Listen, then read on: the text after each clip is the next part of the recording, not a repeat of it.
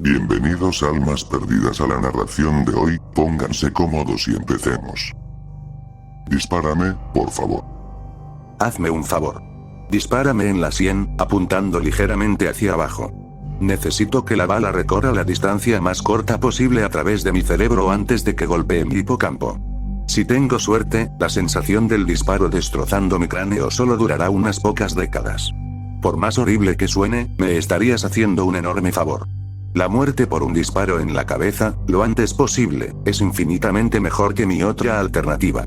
Mi calvario comenzó hace más de 10.000 años, a las 10:15 de esta mañana para ser precisos. Gano dinero extra participando en ensayos de drogas. Soy un supuesto sujeto sano que toma medicamentos experimentales para ayudar a evaluar los efectos secundarios que puedan tener. La primera vez fue un medicamento para el riñón. Un par de veces ha sido algo para la presión arterial o el colesterol. Esta mañana me dijeron que la droga que tomé era una sustancia psicoactiva para acelerar la función cerebral. Ninguna de las drogas que había probado hasta ahora me había hecho nada, en el sentido recreativo. En otras palabras, ninguna de las drogas que he probado me ha dado un subidón increíble, ni me ha relajado, ni nada. Tal vez siempre he terminado en el grupo placebo, pero nada de lo que he probado me ha afectado en absoluto. La droga de hoy fue diferente. Esta cosa funcionó. Me dieron una pastilla a las 10:15, me dijeron que esperara en la sala de espera hasta que me llamaran para algunas pruebas. Solo serán 30 minutos, me dijo el asistente de investigación. Me dejé caer en el sofá de la sala de espera y leí algunos artículos de una copia de una revista científica que estaba sobre la mesa. No me habían llamado cuando lo terminé, así que cogí otra revista y la leí de cabo a rabo.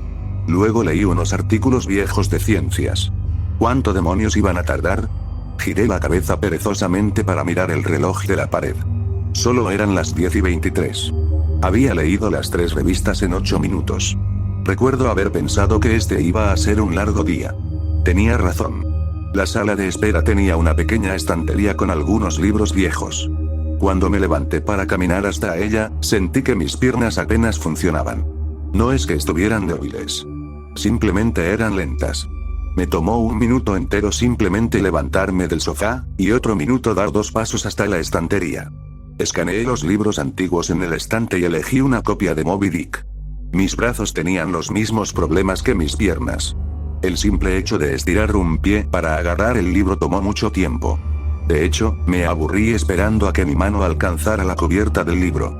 Regresé con dificultad al sofá y me desplomé sobre él en cámara lenta, lo que me recordó a los saltos de baja gravedad de los astronautas en la luna. Abrí Moby Dick, lentamente, y comencé a leer.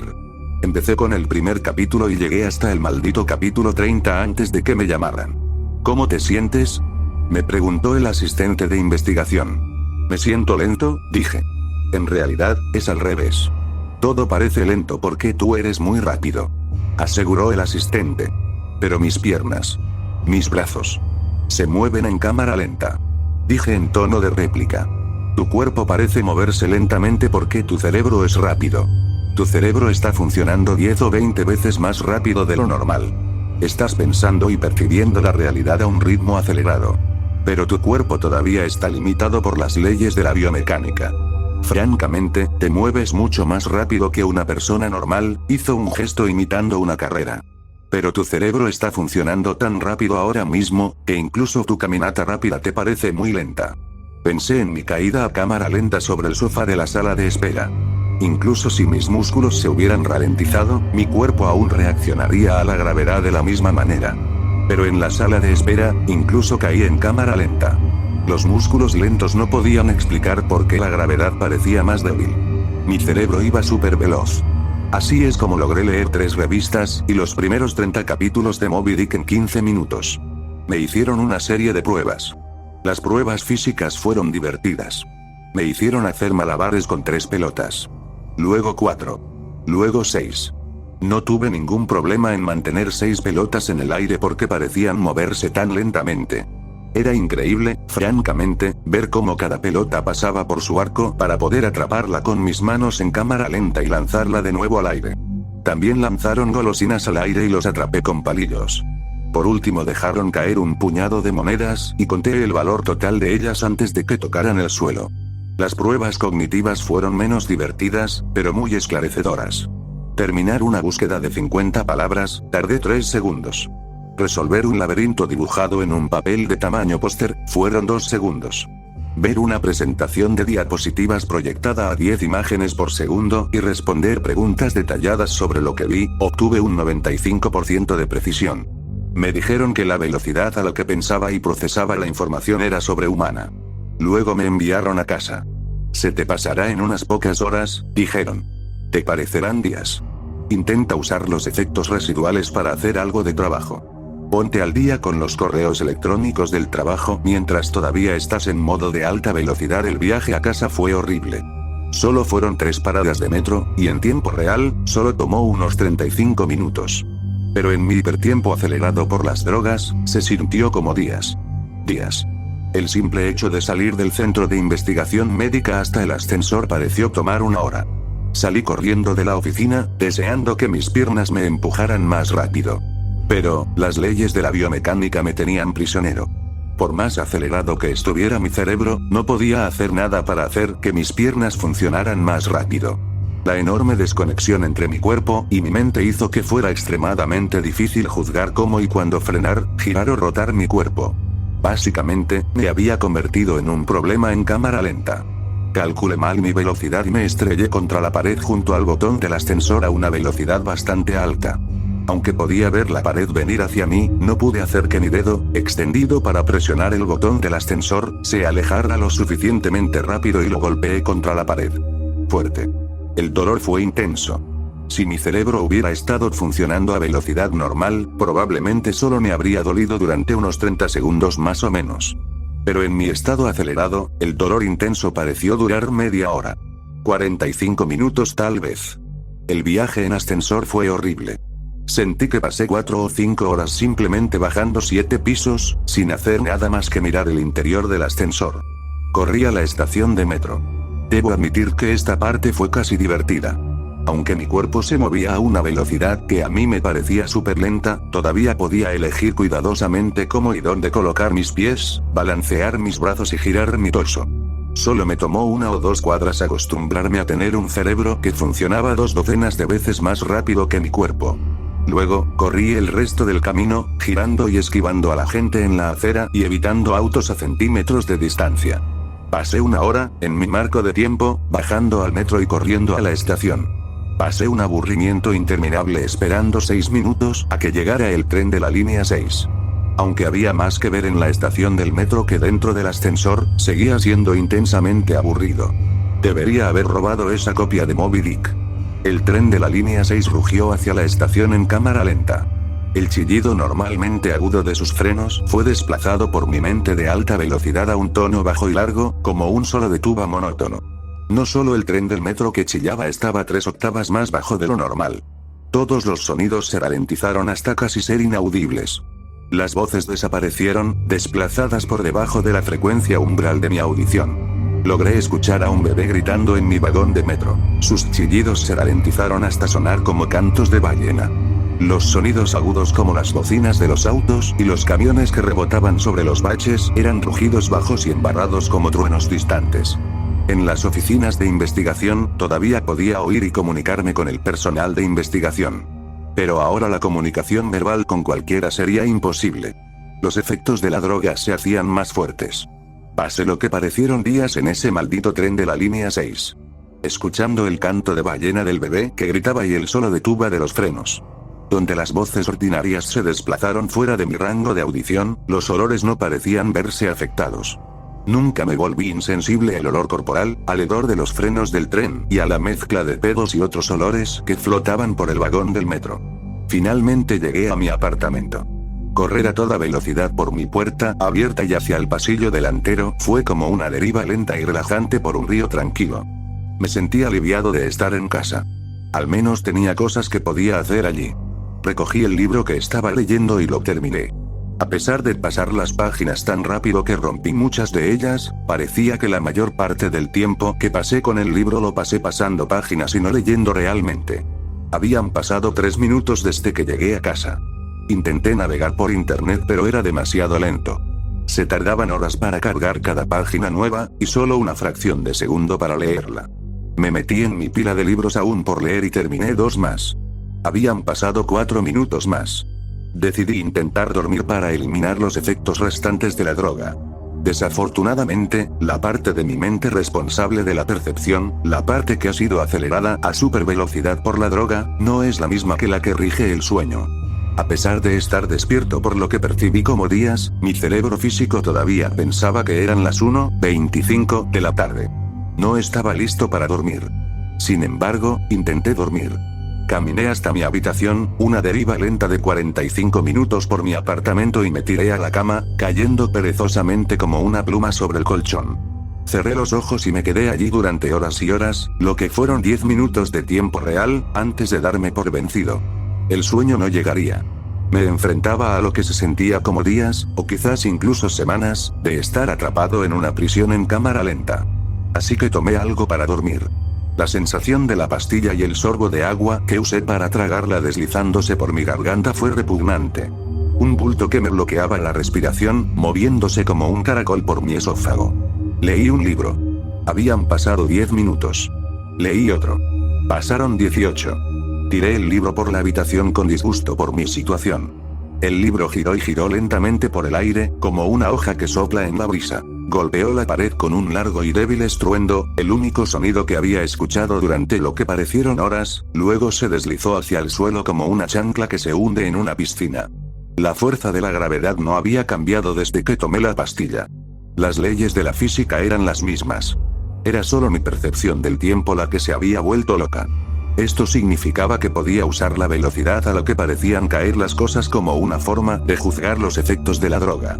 Según el tiempo que tardó el libro en caer al suelo, estimé que los efectos de la droga seguían haciéndose más fuertes.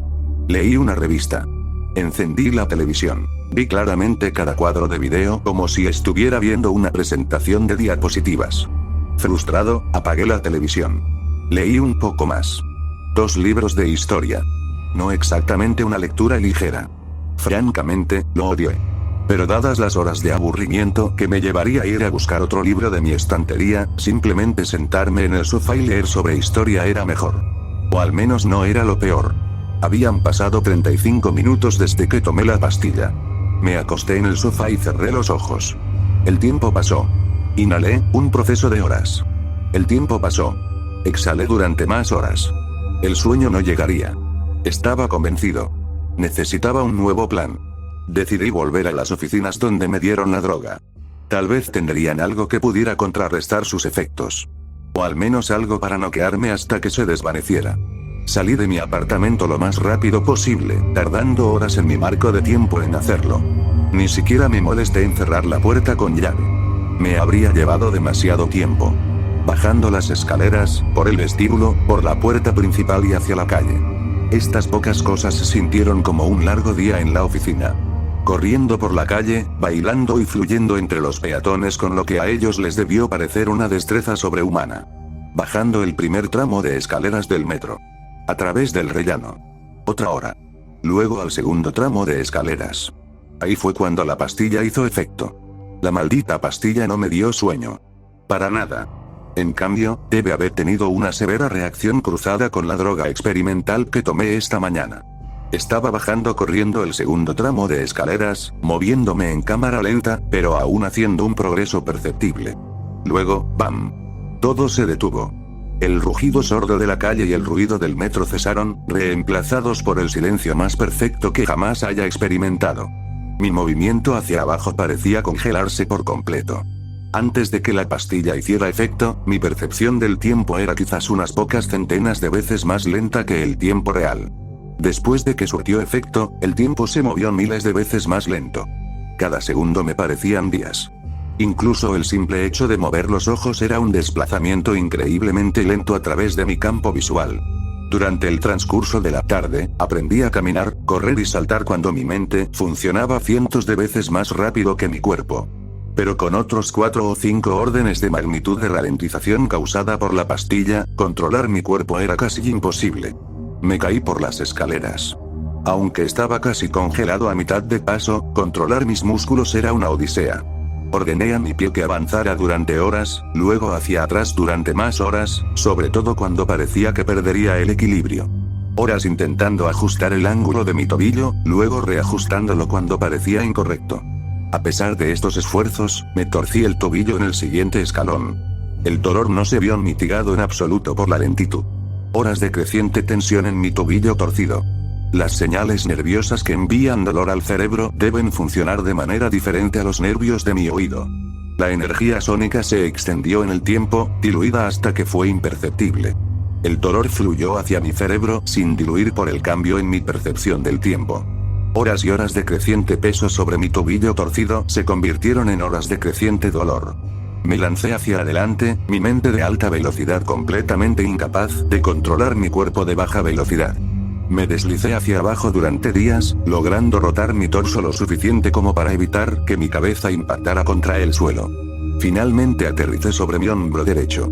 Al principio, el impacto ni siquiera fue notable. Luego sentí una ligera presión en mi hombro cuando entré en contacto con el suelo. La presión aumentó, causando un dolor cada vez mayor, hora tras hora. Mi hombro finalmente cedió, saliéndose de su lugar con un tirón enfermizo interminable. Me detuve días después, arrugado en el suelo, mirando el techo. El dolor en mi hombro seguía gritando con la intensidad de una lesión violenta reciente. Tuve mucho tiempo para pensar durante esa caída. Si cada segundo me parecía días, entonces cada minuto de tiempo real sería como años. Incluso si la droga desapareciera de mi sistema en las próximas 2 o 3 horas, esta pesadilla parecería durar siglos. Para cuando toqué el suelo, ya tenía un plan. De alguna manera llegaría a la estación y me tiraría delante de un tren. Me giré sobre mis manos y rodillas.